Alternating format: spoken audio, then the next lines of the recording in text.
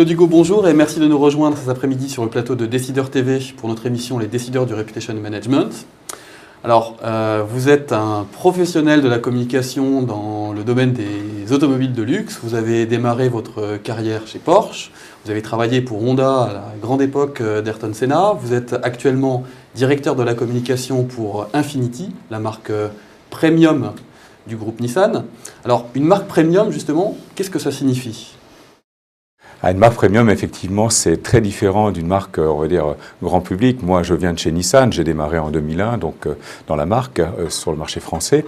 Et donc, lancer une marque de luxe, on va dire premium, par rapport à une marque qui existe déjà comme Nissan, il faut absolument se différencier. On doit se différencier, on va dire, surtout de nos concurrents, principalement les marques allemandes. Donc on doit apporter d'autres valeurs de marque, on va dire, qui soient à la fois sur la technologie, ou le design ou autre. Mais on a besoin de se différencier effectivement instantanément parce que lancer une marque dans, on va dire, une situation un petit peu difficile, il ne faut vraiment pas se tromper. Alors, on va voir comment est-ce que vous ne vous trompez pas justement sur la communication d'Infiniti, mais avant de passer à ce sujet, je voudrais avoir votre avis sur une question d'actualité. En l'occurrence, on va parler de la fin de la prime à la casse. Est-ce que vous ne trouvez pas que les constructeurs automobiles en ont fait un petit peu trop en termes de communication sur le sujet de la prime à la casse ? Je pense notamment au fait de communiquer en permanence sur les prix, sur les remises. Est-ce que ça ne risque pas de se retourner contre eux ? Vous savez, ça a toujours existé. Je pense que dans le temps, lorsqu'il fallait déstocker dans certaines marques, on était obligé de faire une communication qu'on appelle promotionnelle, avec des prix barrés, même quasiment une communication publicitaire en noir et blanc dans les quotidiens régionaux. Bon, c'est pas très bon pour l'image. Donc, pour une marque de luxe, bien sûr, on ne peut pas faire ça. D'un autre côté, on ne peut pas empêcher les constructeurs d'essayer de vendre des voitures. Ça a surtout profité à un marché des petites voitures, on va dire. Mais tout ce qui peut permettre à rajeunir le parc roulant est bon. Je veux dire, il faut aujourd'hui rouler avec des voitures modernes qui polluent 10 fois moins que des voitures vieilles de 10 ou 20 ans. D'accord, alors on va passer maintenant au sujet principal de notre émission, mais avant d'aborder la communication d'Infiniti, on va parler de votre agenda. C'est quoi la journée type de Claude Hugo, directeur de la communication d'Infiniti ? C'est assez simple. Je pars de chez moi à 7 h le matin car j'habite Paris. Mon bureau est à Trappes, dans les locaux de Nissan France, Nissan Europe. Donc je pars tôt pour éviter les embouteillages, ça c'est clair. J'ai écouté la radio le matin, France Info ou Télématin pour avoir les dernières news.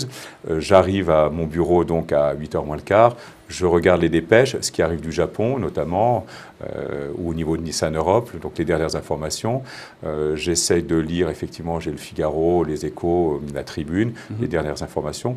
Et là, je démarre en fait ma journée à 8 h 30. On reçoit des journalistes qui viennent en fait essayer des voitures. Dès 8 h 30 8 h 30, bien sûr. Oui. D'accord. Donc, le plus important pour moi, c'est le contact. Parce qu'aujourd'hui, tout le monde communique par Internet, des emails, le téléphone éventuellement, Twitter et Facebook bien sûr, mais je me suis rendu compte d'une chose, la seule chose qui marche, c'est le contact direct. Donc, essayez de prendre du temps lorsque je reçois un journaliste qui vient chercher un véhicule ou qui me ramène un véhicule après un essai, je prends le temps de parler avec lui, on prend un café, il m'explique ce qu'il a ressenti, ce qu'il a aimé ou pas aimé sur l'Infiniti, et c'est toujours très constructif et instructif. Le contact est important, donc je passe beaucoup de temps à rencontrer les gens, notamment les journalistes et les médias, ou même au téléphone. Beaucoup de relationnel. Donc. Ah ouais, c'est très très important. Et je crois qu'en fait, aussi bien dans les entreprises que dans les médias, les gens sont débordés aujourd'hui. Les équipes, on va dire, ont été réduites, et comme les budgets. Donc les gens, on le voit bien, n'ont plus d'assistants ou d'assistantes, sont obligés de faire le travail peut-être de 2 ou 3 personnes. Donc les gens courent, sont toujours sur le feu et n'ont plus le temps, on va dire, de réfléchir. Ils sont en train d'éteindre le feu, on va dire. Alors qu'on doit toujours se projeter un peu dans l'avenir, voir comment on peut travailler. Nos amis journalistes, eux aussi, sont toujours sur le feu, en train de courir. Et on est là pour les aider, leur amener, on va dire, du matériel, des photos, des images, des informations, pour leur permettre de travailler dans les meilleures conditions.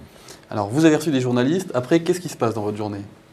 Alors après, souvent c'est meeting, mais maintenant ce sont des conf calls, donc des conférences calls par téléphone ou par visioconférence, parce que c'est vrai qu'on se déplace beaucoup moins qu'avant, en avion ou en train. On règle, on va dire, la stratégie, tout ce qui est événementiel ou toutes les opérations au niveau européen. Donc ça, c'est des conférences calls qui sont quasiment quotidiennes. D'accord. Et la journée se termine comment? Alors après, bon, un déjeuner qui sera un déjeuner avec des journalistes que je reçois souvent chez nous. On a une cantine. Hein, comme ça m'évite de retourner déjeuner sur Paris parce qu'on n'a pas de temps à perdre. Bien sûr.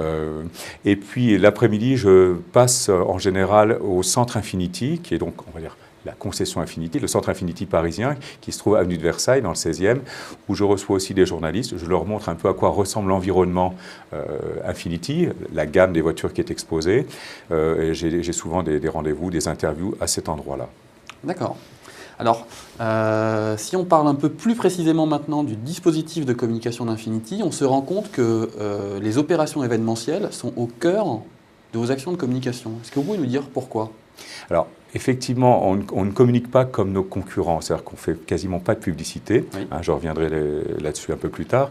Donc, on a décidé effectivement de monter beaucoup d'opérations en événementiel, notamment avec des partenaires. Nous avons créé un club de partenaires qui s'appelle Affinity Partner. Donc, par affinité, on est allé dans chaque secteur trouver un partenaire. On a la First d'Air France. On a les relais châteaux pour le voyage, on va dire, et l'art de vivre, l'art de la table. Le Cirque du Soleil, dans le côté entertainment, c'est-à-dire la graceful strength, donc une force gracieuse qui représente un petit peu la marque. Et donc, dans le Cirque du Soleil, on a trouvé qu'il y avait quelque chose d'assez intéressant, ce qui nous permet donc de monter beaucoup d'événements autour de ça. On a aussi un autre partenaire qui s'appelle Volant, donc les skis volants, qui sont le haut de gamme de Atomic, ce qui nous permet donc de monter des opérations dans les Alpes notamment et de faire essayer notre gamme de crossover et de 4x4.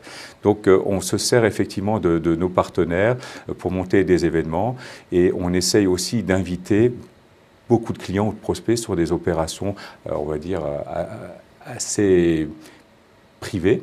Par exemple, l'exposition Bulgarie au Grand Palais, où nous avons transporté tous les VIP. Donc ça, c'est une opération qui est intéressante pour nous parce que ça nous permet de toucher vraiment une clientèle intéressante.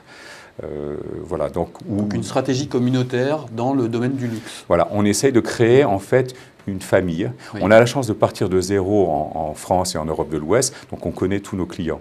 On a vendu 7000 voitures la première année en Europe. Donc on crée une famille. Nos clients, nous les appelons les quiet rebelles. Hein, les rebelles tranquilles sont des gens qui ont déjà eu... Rebelles tranquilles. Voilà, les rebelles tranquilles. Ils ont déjà... Caractéristiques des clients Infinity. Voilà, des clients qui peuvent se permettre d'avoir de très jolies choses, mais qui veulent aujourd'hui se faire plaisir. Alors justement, quand on est une entreprise qui démarre en France, comme Infinity, comment est-ce qu'on se démarque de la concurrence dans un secteur qui est aussi exigeant et aussi concurrentiel que celui dans lequel vous êtes? Et quelle stratégie de communication on met en œuvre pour pouvoir se différencier de cette concurrence installée? Alors effectivement, il nous a fallu réfléchir 2 années pleines avant de lancer la marque. La première chose qui nous a été demandée, c'était sur la période de 5 ans, dans notre business plan, c'est d'être rentable. On ne peut pas lancer une marque. Notre président, donc le président de Renault-Nissan, donc M. Ghosn, nous a demandé de lancer la marque, mais d'être rentable. Donc une stratégie très prudente en termes d'investissement publicitaire, j'imagine. Tout à fait. La priorité, c'est d'installer la marque. On n'a pas d'objectif de volume.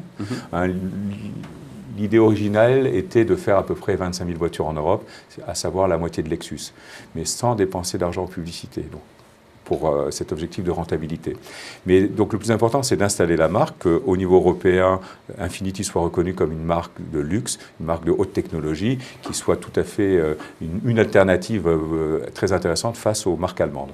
Donc, comment démarrer cette stratégie avec Infinity? D'abord, créer un réseau. Au lieu de travailler, par exemple, avec le réseau Nissan et d'ouvrir des concessions, on va dire, Infinity, nous avons décidé, dans chaque pays, de choisir des distributeurs privés, qui sont des spécialistes des acteurs du luxe, comme le groupe Neuboer en France, qui représente 22 marques, dont Rolls-Royce, Ferrari, Maserati, Jaguar et autres.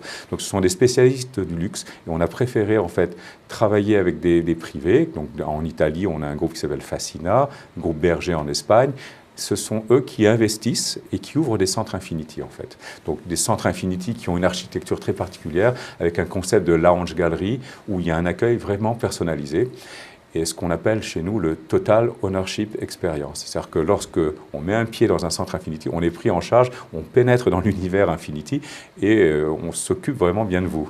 Vous prenez en charge les rebelles en fait. Les Quiet Rebels. Alors on est allé un peu plus loin parce qu'on s'est dit, on n'est pas connu, comment rassurer un client qui va dire, bon, j'achète une Infinity, il n'y a pas non plus 200 concessions Infinity en France comme d'autres marques. Alors, des petites choses très simples. Dans un rayon de 250 km, on s'occupe de vous. Donc, depuis Paris, on gère nos clients de Lille, Reims, Tours. Une révision, on va chercher votre voiture sur un plateau, on vous la ramène. Ça ne vous coûte rien, c'est compris dans le prix de l'entretien de la voiture.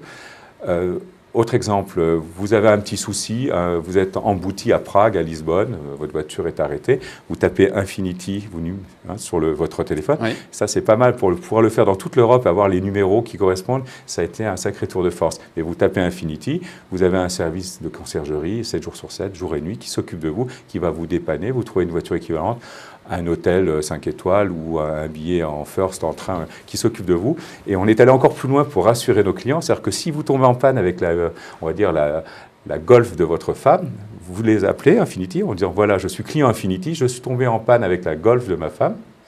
On viendra vous dépanner. Vous voyez, c'est un service vraiment global. Total. On prend en charge notre client de A à Z. Et ça rassure beaucoup nos clients.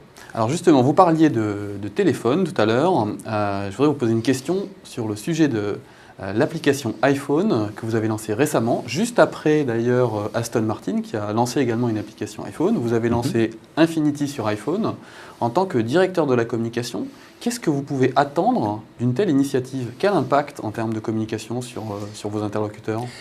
Écoutez, on sait que de toute façon, on touchera notre clientèle par Internet. 90% de nos clients viennent chez Infinity par Internet. 90% des clients, c'est énorme. C'est énorme. Donc, alors c'est vrai que nos clients, ce sont des gens qui sont des passionnés, qui s'intéressent à la marque, qui ont peut-être connu la marque à l'étranger.